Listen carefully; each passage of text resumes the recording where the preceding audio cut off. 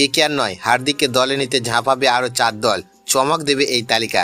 বিগত কয়েকদিন ধরে আইপিএলের মহলে সবচেয়ে বড় আলোচনার বিষয় হয়ে উঠেছেন ভারতীয় অলরাউন্ডার হার্দিক পান্ডিয়া।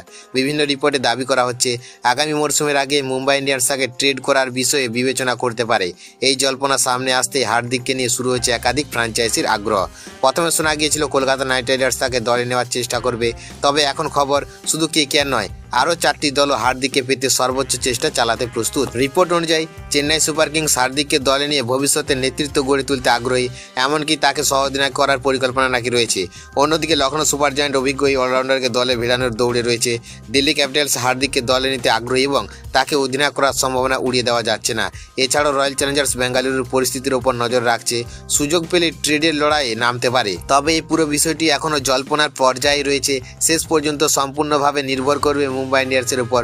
উল্লেখযোগ্য বিষয় হলো চোটের কারণে দীর্ঘদিন ধরে ভারতীয় দলের বাইরে রয়েছে হার্দিক পান্ডিয়া, ফলে তার ভবিষ্যৎ নিয়ে যেমন জাতীয় দলে আলোচনা চলছে, তেমনই আইপিএলের ট্রেড উইন্ডোতেও তাকে ঘিরে বাড়ছে উত্তেজনা। এখন দেখার বিষয় শেষ পর্যন্ত হার্দিক পান্ডিয়া আগামী মরশুমে কোন দলের জার্সিতে মাঠে নামেন।